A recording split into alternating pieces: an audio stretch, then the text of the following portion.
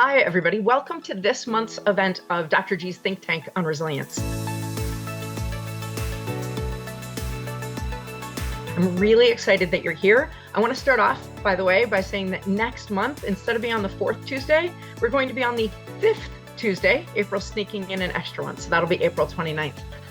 I'm very glad that you could join for this conversation because I think that we have a societal obstacle to resilience, even for professional, successful adults. I've talked before about how our society looks at stress as always a toxin and how just neurochemically that's not true. Neurochemically, we know that our brain puts out stress chemicals in reaction to every change, even the really good stuff, even the great news, even the promotion, the new baby in the family, the dream vacation, every single thing. Our brain looks at anything that takes us away from the status quo, even if the status quo is pretty rough, and says, cool, but could we die? And so stress is a tool that our brain uses to get us to focus, to pay attention.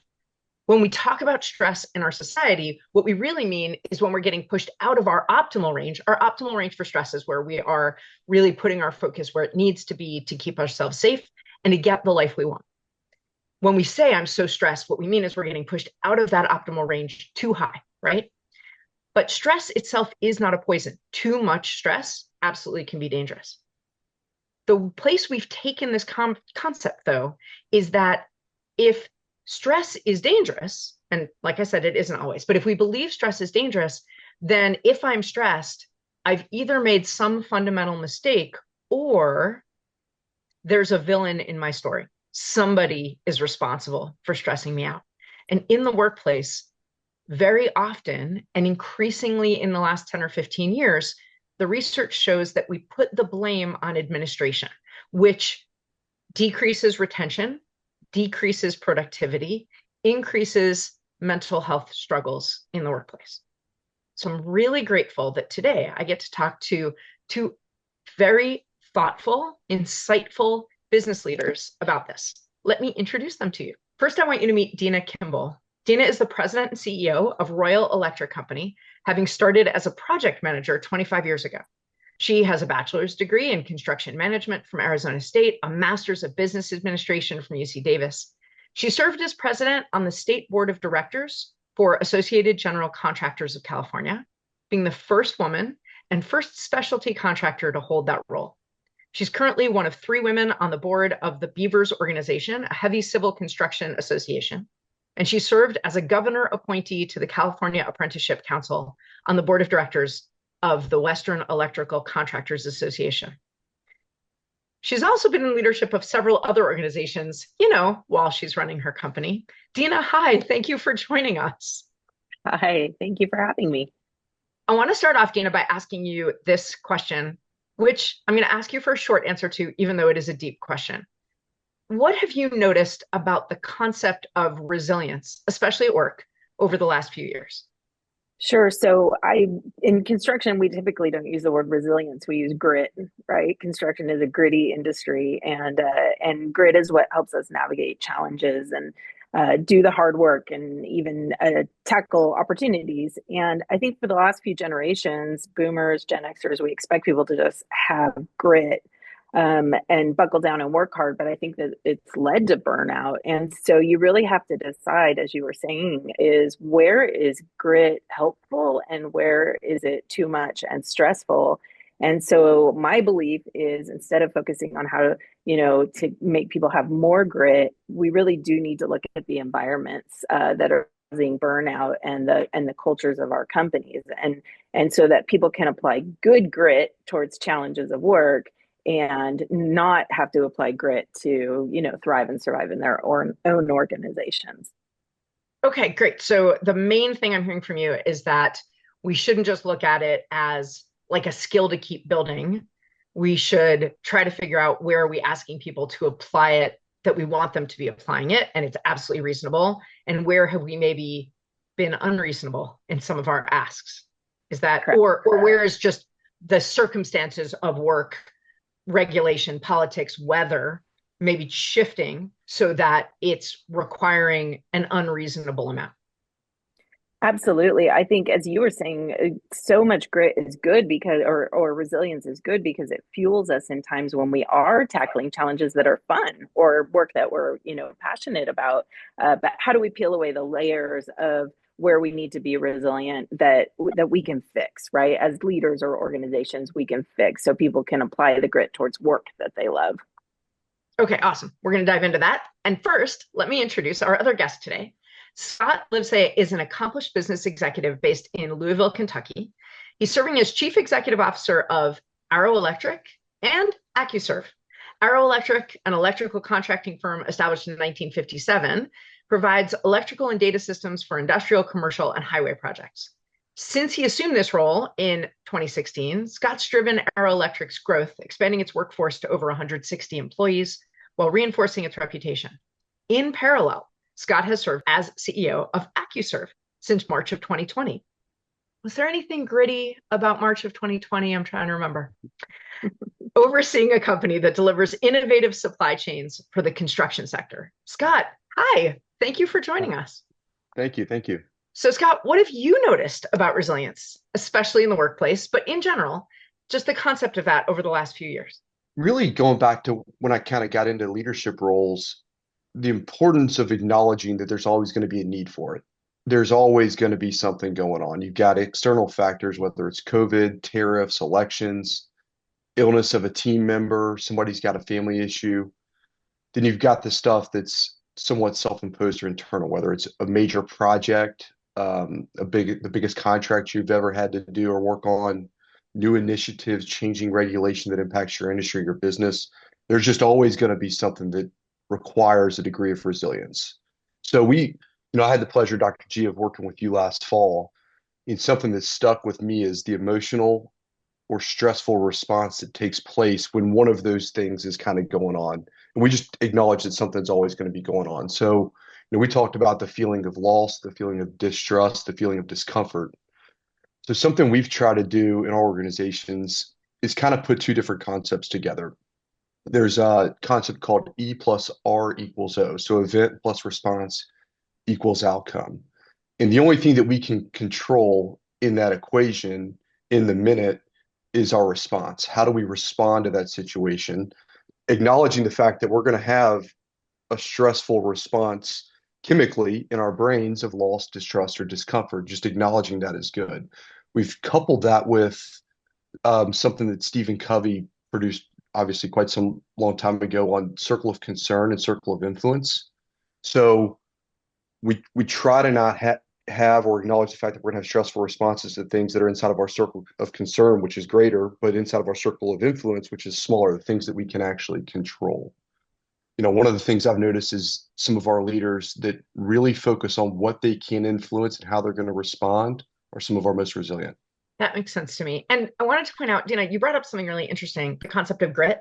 Grit is a subset of resilience, meaning grit is the resilience we need in the face of unwanted or unpleasant change. Resilience is what we need in the face of any change. So you wouldn't say you needed grit in the face of great news, but I can totally see the argument that lots of things require grit because no matter how great the change, there's still part of your brain being like, yeah, but really? To Scott's point, we have these three safety speed bumps: loss, distrust, and discomfort. So I think to that end, it's totally reasonable to use them interchangeably. The scientist in me just really wanted to define that difference. The question of how things have changed, I'd like to ask you, I want to press just a little further. Have either of you seen, it sounds like you've both taken ownership of the resilience or the grit of your people is your responsibility as a leader. But I wonder if 30, 40 years ago, that just wouldn't have even been a conversation that people were having in a leadership setting. Have you seen change in the last 10 or 15 years of your career about needing to make sure, and I don't mean this financially so much as I mean from a time budgeting standpoint, but putting resilience in the budget, thinking about how are our employees doing and how are we and should we be helping them? Do you see that that's a priority in general, or is that unusual in your organization? Meaning, do you do that, but you think most colleagues don't? I can take that one first if you want, Scott. In construction, there are many, many companies that are really focusing on mental health and on the culture of the industry and the culture of our companies, and for a couple of reasons. One, we have a crisis level workforce shortage in construction. We are not backfilling as the boomers retire. We aren't backfilling with enough millennials and Gen Xers. They just want different things than what we originally had to offer. The second is we have a mental health crisis in construction. We have the highest suicide rate of any other industry. And we focus so much on the physical well being of our team members. And now we're realizing we need to focus on the mental health as well. And I would suggest that those stem from the same issue, which is the culture of our industry. And I think that's probably, Dr. G, why I focus on grit as facing tough challenges, because our industry is difficult, right? As we're solving problems every day, construction is always changing and always different. And so if we can, create cultures in our companies that take care of the human part of people and really allow them to belong and do work they're passionate about, then they can apply that resilience and grit towards the stressors of the project, which are actually really fun if you have the other, well-being taken care of. That's what I have seen. And I know you've seen that across your association work, Dina, on talking to other leaders. Scott, what's been your experience talking about this with leaders in your industry or others? Yeah, to layer on top of that, we've got a massive workforce shortage, while at the same time there's more projects to install today than we've had in the last 25 years. The amount of work in the construction world continues to increase. The amount of people that are available to do it has remained flat, and it's meeting at a center point today that makes it incredibly difficult and creates a very stressful environment for individuals, because you're trying to do the same amount or more work with less uh, people or less trained people, even to that extent, because you've got new people entering that have no or relatively little experience in it. Couple that also with the technology evolution. Our industry in general has been 20 to 25 years behind what a lot of other industries are, and it's highly regulated. So it makes it somewhat difficult to be able to adopt some new technologies that are easier for more agile businesses. Just simply acknowledging it, and to answer specifically on the budget line, we don't have a line that says resilience, but I think what we've seen over the past 5 years is the need to invest in things that are going to be more cultural focused, employee engagement focused, personal development focused, and really manager training focused, so that managers can work well with those that are supporting them to be able to deliver what we need to do on the job sites each day. Okay, I want to remind everybody who's joined us today that I would love it if you would keep putting your questions in the chat. I'm going to ask the next question, but then after that, I promise we will get to yours. The question that I want to ask you is large, and I get that. So take whatever angle on this makes the most sense to you or you think is the most valuable. What role do you feel leaders play in creating resilience at work? Like, what part of it is your job? Scott, let's start with you. Yeah.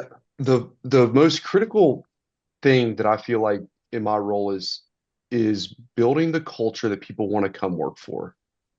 We've got the shortage in workforce, and it's across all industries. It's not just in construction, but we've got to set the framework for the organization to be able to hire and retain high quality talent that also feels like this is a place that they can grow. And what we talk about is we want people to come work for us that are going to eventually want their kids to come work for us. And to get kind of in the weeds on the more resilient organization, teams, and individuals piece of that, is we focus, especially at the manager level on the job site, on people becoming very genuinely interested in the others that they're working alongside. So we encourage everybody to channel curiosity, whether it's with their counterparts, customers, vendors, their team, ask questions, ask more questions, and continue to dive deep to build somewhat of a personal relationship. Another piece of this is we have focused very intentionally on hiring for behaviors and values and training on skills. So skills are going to get you the position that you've come into, based on the resume. What can you do? Behaviors and values are what we want to hire on because they're going to build the type of organization that we want.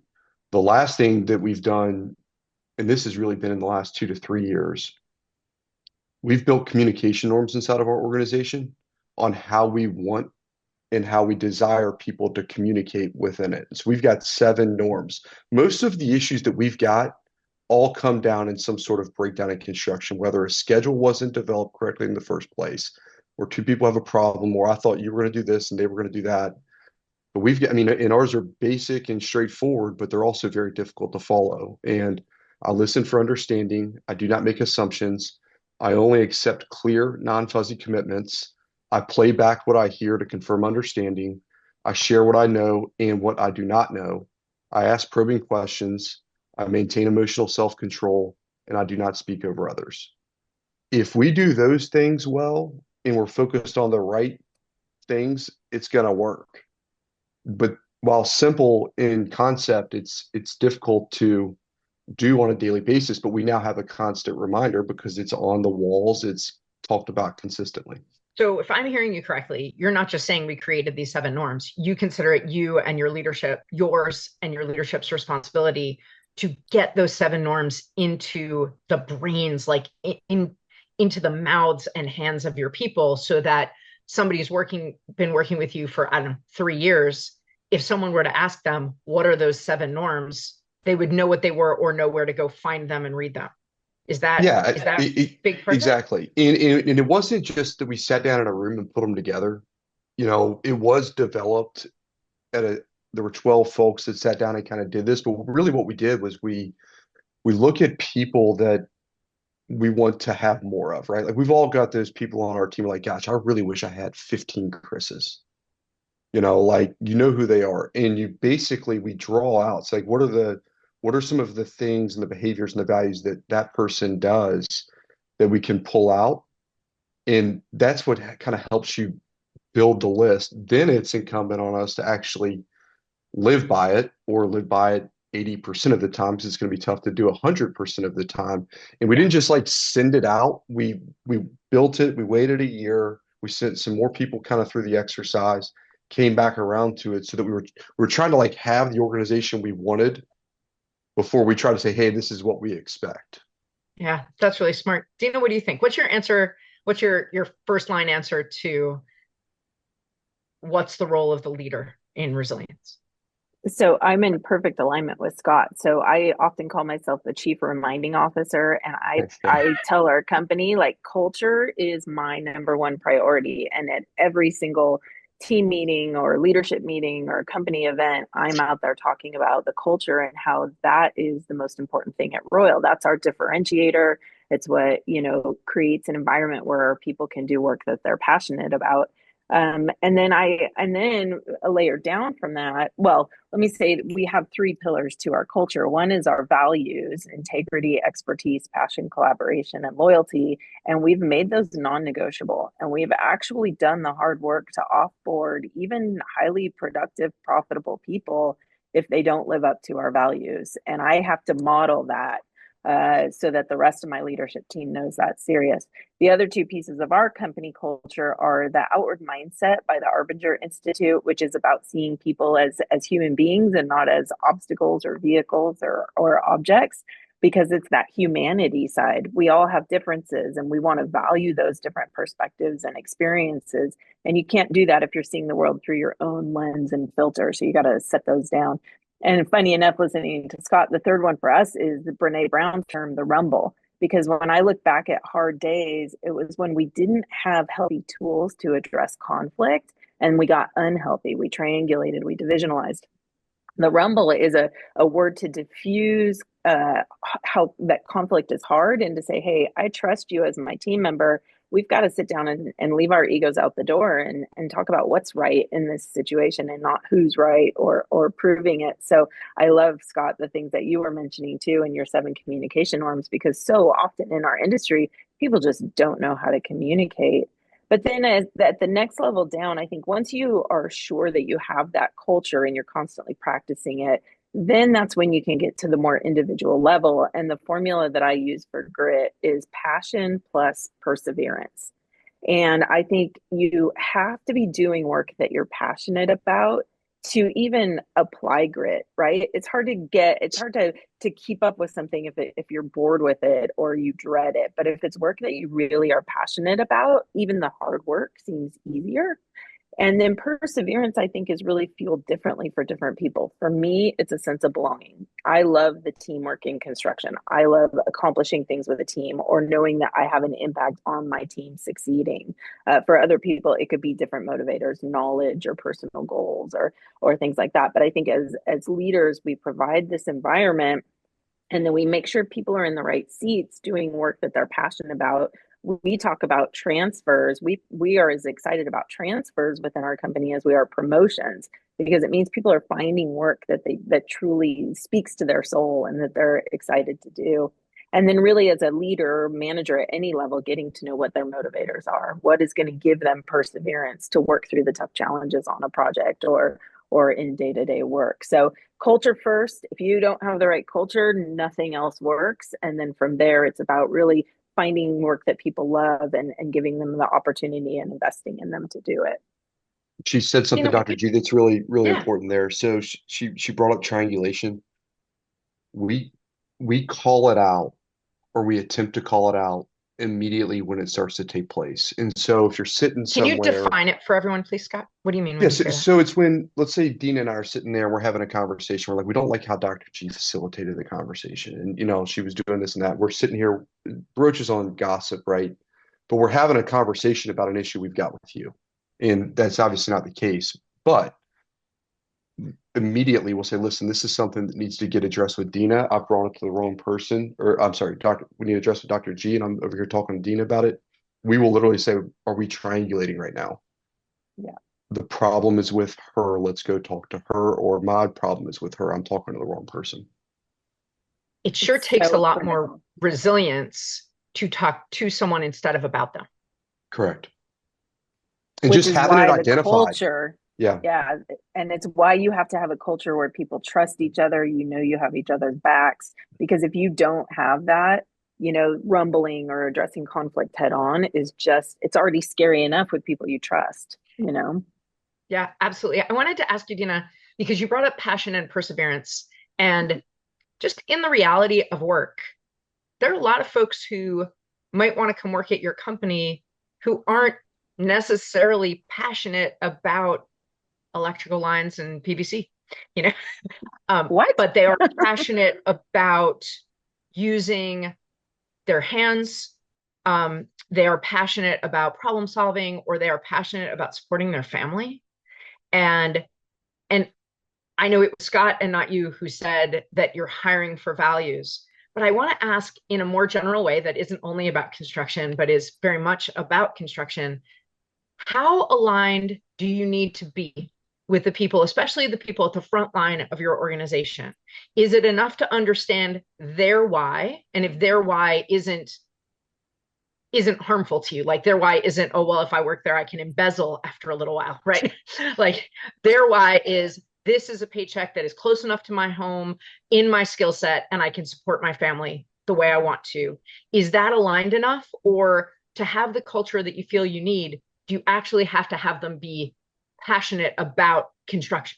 I think it's a little of both and probably role dependent as well. But because I think if you're passionate about the work, then as changes come at you, as there's technological advances, passion is what drives us to continue learning, to have a drive to be good at what we're doing. And if you don't have that passion, I think I would be hard pressed to see you getting over mediocre, right? And there's so many jobs within our industry, even within construction, that if you're not passionate about operating a backhoe, maybe you're passionate about learning electrical and becoming an apprentice, or maybe you're passionate about estimating. And so what I love when we bring young people in internships, we actually cycle them through different areas of the company because like for me, I could never do estimating day to day. That's just too much sitting, but I am super passionate about project management. And there's people who are the opposite, right? They could never do, they're like project managers are wacky. They're constantly dealing with craziness. So I think if you want to be great in a role, you do have to have a passion around it. If you are just working for a job and a paycheck, which I know so many people unfortunately have to do, I don't know that you will have as much resilience or grit when things really do get difficult. That makes sense to me. What I'm hearing you say is you maybe you would have enough for the perseverance piece, well, I need that paycheck, but the drive that you're looking for to excel, to improve, to learn, to find connection with the people around you, that requires more alignment than just a steady paycheck. I think the passion part is what prevents burnout. I think if you are constantly persevering in something you don't love, how long can you really sustain that? The passion is what says, Okay, okay, I'm going to get through this. this is a really great segue. Burnout is it's a syndrome, right? It's a syndrome, and it can be caused by a lot of different factors, but it is a triad of fatigue, disengagement, and decreased effectiveness. You don't always have all three. The center of those three is really the worst kind of burnout. But as people are getting more burned out, being tired doesn't necessarily mean you're burnt out. Feeling a little cynical about your work or you're rolling that work for a day doesn't necessarily mean you're getting burnt out. Feeling like, oh, I didn't do a great job at that, or I'm not very good at this yet, doesn't necessarily mean you're burned out. But when you see two or especially three of those symptoms in the same person, chances are high that they're burned out. And Bruce asked a great question. He said, in an industry that has worker shortages, and we're talking about construction today. I've interviewed folks on here who are in hospitality and medicine and academics. And I think that in a lot of industries, worker shortages and increasing demand would be the way they would describe what's going on. Bruce asks, stress can lead to overload. So do you have any kind of system to monitor the stress or to try to avoid or catch maybe burnout earlier on? We've got quite a few. Ultimately, like they we want our people to have great relationships with their managers. Like ideally, the managers can see it coming, right?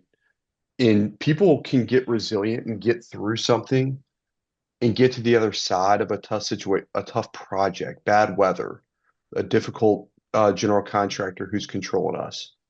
But the but then doing it two, three times, like from a leadership standpoint, you've got to say, okay, we've had difficulty working with these folks for quite some time. And are we going to continue to put this on our people, or are we going to go after that type of project? They will get you through it the first time, and you've got to be cautious and watch and say, okay, do we need to pivot the business a little bit and do something else? Because And be if we appreciative, don't, right? yeah, And be yeah, appreciative. But okay, so that's Scott, that's saying that's scanning for the causes of burnout. What about I take Bruce's question to mean also the symptoms. So are you doing anything that is systematized to ask your people who are supervisors or managers to be watching for burnout and intervening? It's like a screening test in medicine. How can we we're test for it and intervene before it becomes harmful? we got two or three things. Every 90 days, everybody in our organization sits down with their manager and does a check-in. And the focus isn't necessarily on specific skill sets or how to install things, but it's really more of how are you doing? And so and we use our HRIS, and everybody gets the box checked at some point because we don't stop until it's done. We've also utilized the best places to work organization, which is a pretty robust survey, and Mhm. you get anonymous feedback from your people. And when they do it, I mean, it's really good stuff. And we put a team around the results of it. And what we do is we identify the top five things that are good, the top five things that score the lowest. And what we'll do is we'll try to focus on what we need to do more of or what we need to consider for change in the next year. This is such good stuff. Dina, I want to jump to a question that Delisa asked that's for you. How do you rumble when trust is lacking? Ooh, that is tough. One of the things I always say when we worked on transforming the culture of our company, it had to start with me, and I just made the conscious decision to just start doing the hard work, regardless of whether anyone around me, came with me on this journey or decided to do the same. And so I would say with the Rumble, as you're building relationships with people within your organization and you're using influence to help them, and they you can start to build that trust doesn't happen overnight. You have to build a relationship to build trust. And when people see that you're consistent in having the hard conversations even when it's tough, and you're going directly to them and they're not hearing about conversations you're having with other people because you're triangulating, I think you will just build that trust over time. And bravery isn't the absence of fear, it's doing something despite fear. So you just have to jump in and start leading by example. And I tell that to the young people that work for us as well as the leaders. Just start leading by example with where you're at. I think the great news in that answer, Delisa, is that the Rumble itself sounds like it could be trust building, both that you're willing to do it and how you choose to do it can both build trust, but it is very much a vulnerability to, right? You're really saying, okay, I'm bringing my best self, even though you may not trust that, even though you might attack me because we don't have the trust yet, because this isn't yet a part of our culture. We don't have the patterns and the norms to fall back on yet. And Scott's suggestions, what he's done at his company, but his suggestions for us really that we have communication norms that are seeping into, that are on the walls and maybe in the Slack or the Teams messages for your office folks and are part of meetings and get brought up when people are going outside of them or when they're doing a great job of staying inside of them can really help. Bruce asks a question, and I'm going to push both of you because this is really, I think, a model from the top also. He says, I find that resilient people with grit find it hard to value the need for rest. Do you see that also? And what are your antidotes? What do you think, Scott? Rest? Yeah. You Do much know, of that? I do. Good. To a certain degree. I think everybody's just kind of built different. I mean, you can't let yourself get to the point of exhaustion where you can't function. And you've got to acknowledge the periods when you're able to kind of step aside, be with your family, do what you like to do as a hobby, because it does mentally reset you to do your best the next day.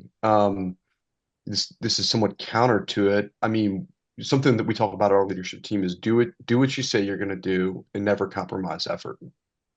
That can push it over the top, right? Like if you're not careful with never compromise effort, because it implies that you should give 110% all the time, and it's not the case. We do small stuff. I mean, I'm up everybody's tailpipe when they don't have PTO booked. When we get to July, there's people that have not had a day off. And we're very rigid on our cutoff. And I know that that's regulatory, and Dina's in California, it might be different there. But people should use it. It's there for a reason. We've increased the amount of it specifically because we know we have to give them the chance to reset, and we want them to take that. But it's a personal thing. What a cultural difference that you're looking to make sure people are taking PTO as opposed to being like, don't you ask for 1 minute more than, we think of our work monitoring our PTO in terms of making sure we don't take too much, not necessarily bugging us when we're not taking what we could. And also people have got to support others when they're out. And so that's another thing we talk about is like, we can't have somebody that wants to off and not have the processes and the systems in place for somebody to step in their shoes and be able to let them take that time. We owe it to one another. How about you, Dina? What about rest? It was something I had to learn as a leader. I did it wrong for a lot of years and really did discover burnout. So now I try to teach, our young people, like, find a hobby that you're passionate about, get a good night's sleep. Gosh, it's so important.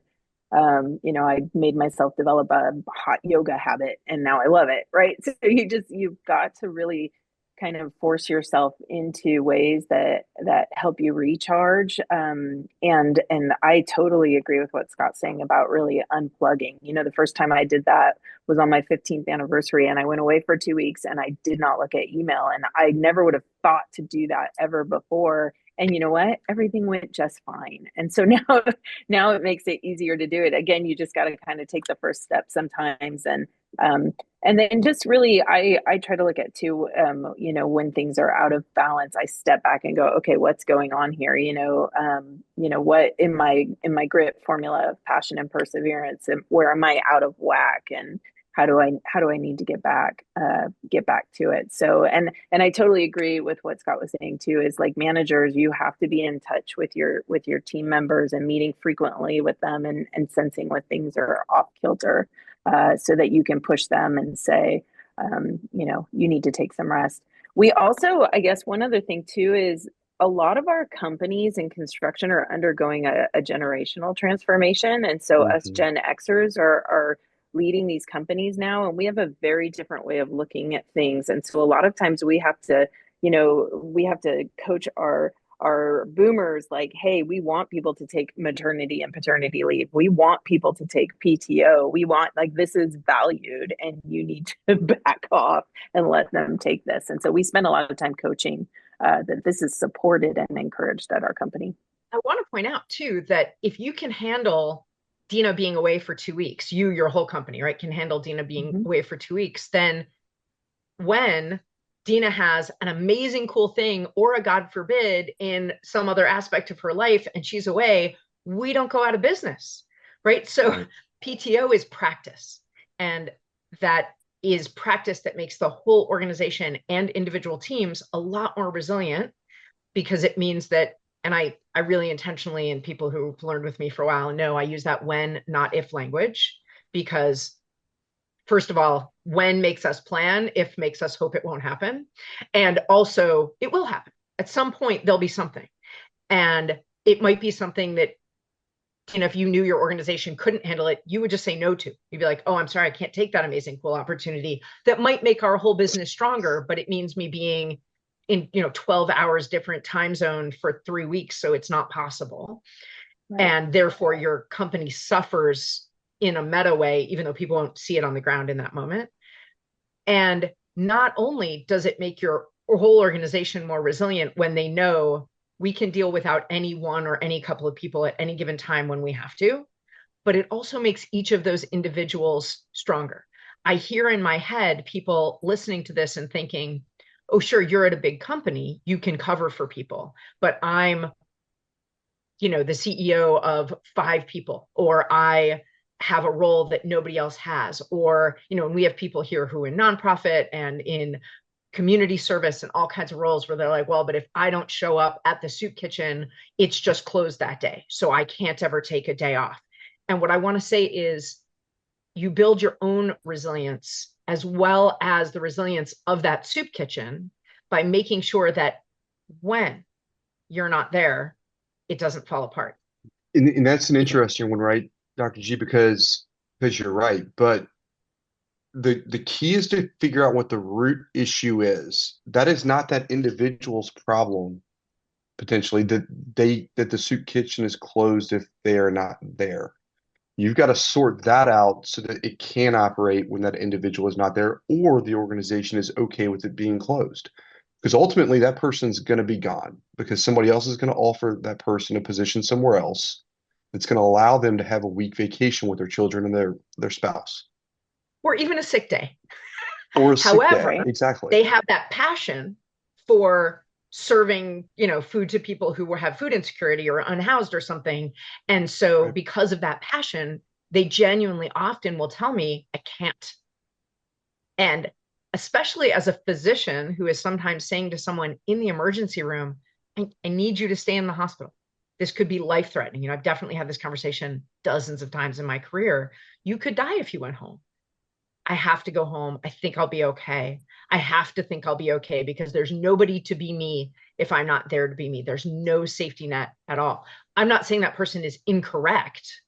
I'm saying it's a real challenge that people Yeah. face, and it's a real obstacle to having resilience that doesn't lead immediately to burnout. You have, both of you pointed out some really, just so many incredible lessons. I can't go to them all. So I'm going to actually go back to just one that was way back at the beginning of our conversation, something that we talked about this idea, Scott, that you have to think about what's in your control. And you said in the event plus response equals outcome equation, only response is in your control. But you've both shown us that with some real insight and planning and monitoring, asking for feedback, acting on that feedback, all those things, our structures can make events a little bit less negatively impactful. And we can't picture the thing we haven't been able to picture yet. I go back to, say, February of 2020, when we didn't know what we didn't know about what was just about to come. I'm sure that there are other things like that in our future, both positively and negatively. But when we have just some of the structures and the norms that you both described in place, then every single person gets more resilient, meaning able to handle change towards our positive goals. That includes hiring for that. That includes supporting people for that. It includes having high expectations and high standards. The thing I really have heard you both say in a lot of different ways is that supporting the culture and mental health and resilience of your people is in no way about letting them do whatever they think they need to do.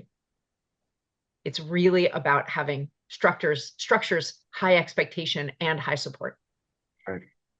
Before we finish, I'd like to ask you about your own individual resilience. And Dina, if it's okay, I'm going to start with you. What's one thing that you do when your own resilience is failing you? Well, the first thing I do is make sure I'm getting enough sleep. Because if you're not getting enough sleep, that changes everything. But then I really just double down on that formula. I double click on that formula: passion and perseverance. So if I am feeling like I don't have resilience, what pieces of the formula are out of whack? Am I working on something that I just really don't have passion around? And if I can't get through it quickly, is there somebody else in the organization that is passionate about it that would love to tackle that? Or am I missing a role or something? I also look at, like, am I inward focused instead of focusing on others around me? You know, am I just worried about how I look or what I'm doing and not actually what I should be focused on? Or am I feeling disconnected from the team? So once I double click and figure out where in my formula I'm out of whack, oftentimes I can fix it. And then I'm right back in action and working at my, full resilience capacity. We talked about those symptoms of burnout, that triad. And what I didn't get to, and I'm happy to put it in the chat if it's useful, is that the antidotes to those are purpose and mastery and belonging connection. Yep. So not just a connection, but feeling connected and welcomed, feeling like, oh yeah, not just we both work at the same job, but I'm glad you do, or I'd wonder where you were if you weren't here. And that mastery and purpose, what you're saying is when your resilience is falling, one of the things you do is think, who else, who besides me has mastery in this, and has purpose towards this. And I think that's really useful. Scott, how about you? What do you do personally when your resilience is failing you? Oftentimes it's because I've either overcommitted, I don't have the capability to do something I thought I could do. I need somebody else's help, and I'm not communicating well with them. So we meet as a leadership team quarterly, but something I do personally is I'll sit down once a quarter and I'll go through what's my big to-do list and who can help me with it if I need help, or who I need help from that's on there. So I've got one list of just like, here's the stuff I got to knock out that's kind of short. Then we look at projects. So what are the big things that we're trying to do, or new initiatives or things that we want to consider? And then I also put just a parking lot. These are the things that are going on inside of my mind that are causing me stress because I want to do them, but unfortunately, there's only so much time and there's only so much capacity to be able to actually knock that out. And so I just keep it on a someday maybe list. So someday maybe do this. I've been able to just set it aside. I know that I'm not leaving it, but I've also actively chosen not to work on it. And I think it's incredibly important when you're kind of looking forward over the next 3 months or 6 months or 12 months or 3 years. I really intentionally try to identify what we're not going to work on, because those things will creep in, and that's what's going to create the burnout, is when you're trying to do too much too fast, and and we try to avoid that at all cost. I really want to think about that idea of the intentional pause. It's not giving up or saying that's never who we'll want to be or I'll want to be or what I'll want to do, but saying, not now. That's really powerful. Yeah. Thank you both so much for your time, and everybody who's joined us today. I really appreciate your insights and your questions. I want to remind you that I will look forward to seeing you at the end of April when we're going to talk about how do we, as organizations, balance when the good of the organization and the good of an or a group of individuals in that organization are in tension. How do we find which way we're supposed to go forward? Thank you for your time, and have a really wonderful day, everyone.